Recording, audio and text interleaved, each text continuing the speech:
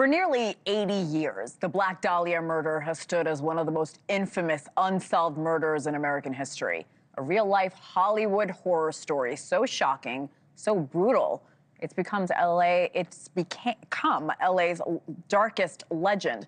In 1947, 22-year-old Elizabeth Short, a young woman with dreams of making it in Hollywood, was found murdered in a vacant lot in Los Angeles.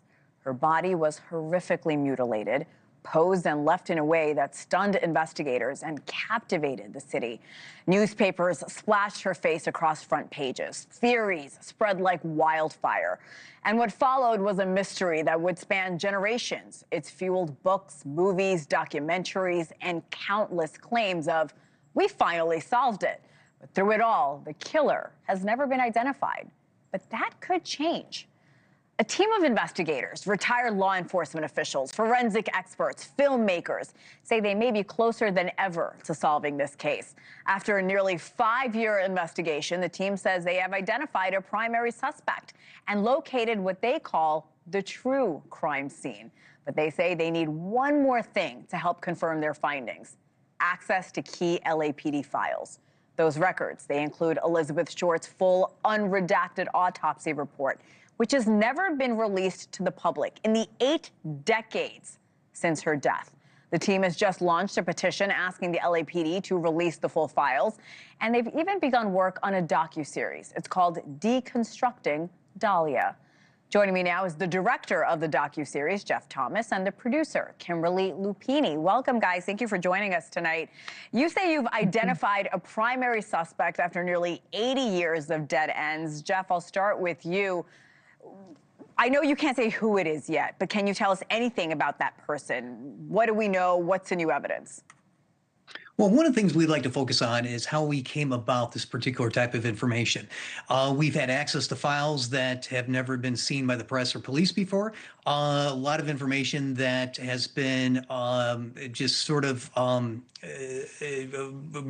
detained from coming to the public knowledge and whatnot. And also, we've had a spectacular team that helped us bring this all together as well. And Kim, if you don't mind, I'll let you jump in there with the team members. Well, yeah, Kim, because the team believes you may have found where Elizabeth Short was actually murdered. Where is it? Where did you find? What did you find? Was there a secret room of some sort?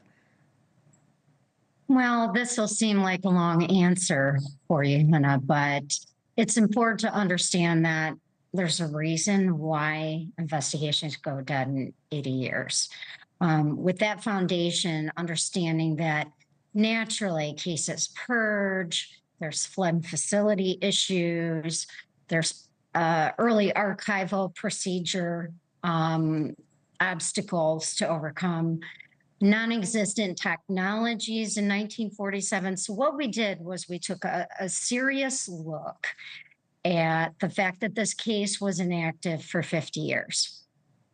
And with that understanding, we knew that the original investigation went dark. So taking this team of law enforcement experts and bringing a new lens to the case allowed us to narrow down suspects and have a primary suspect that we cannot name currently because that journey has left a few key details missing in order to confirm his name. We didn't go in with a preconceived notion of who the suspect would be. We followed the evidence. And before we can name that suspect, we have to be sure in our findings. This isn't a journey where we picked a suspect and chose bits and pieces of evidence to make it fit a story. It's not a theory. We have to be sure when we name the suspect. I completely understand that. Pieces are confirmed. As you guys were looking back at this case, deconstructing this case, one thing that shocked us was the autopsy report was never released.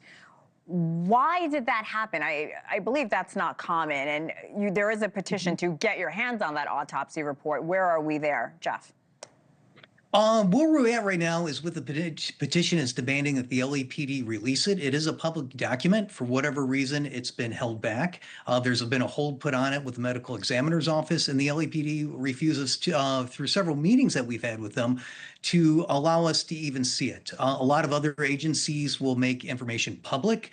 They put it out there for the public's assistance with helping getting cases closed. But for whatever reason, the LAPD has refused to budge on this particular issue, which is fascinating to us because we believe that there are several important things in that autopsy report that will aid in our investigation with some of the other information we've been able to bring to light about the case. For instance, we believe that through our exhaustive investigation that has lasted over 5 years, that has also been aided with several high-level and really sort of an all-star team of law enforcement officials. And again, with access to all these different case files, we believe that we've been able to determine who the killer is, where the scene of the crime occurred, and several other things about the case that the LAPD was never able to put together. But this is a lot like doing a scientific research paper that is presented to the public. You want to make sure all the I's are dotted and the T's are crossed. Yeah. So we'd like to bring out some of this information now, but we want to hold off because we don't want to put anything out there that we cannot corroborate. Anything we put out there is evidence-based. And we want to make sure that we can put all this together for final closure and peace for Elizabeth Short, but also for her family. So with that, one of the last remaining things we're working on is the actual motive for the crime. And we want to be able to corroborate what we believe is the motive for this crime with the information that is in the autopsy report. Well, there's so much interest in this case, even 80 years later. I can't wait to watch this docuseries. And I do love that you're doing this responsibly. Do it right, because there's so many people wanting to know what happened. Jeff Thomas, Kimberly Lupini, we hope you come back soon. Thank you again. Thank you for your time tonight. Of course.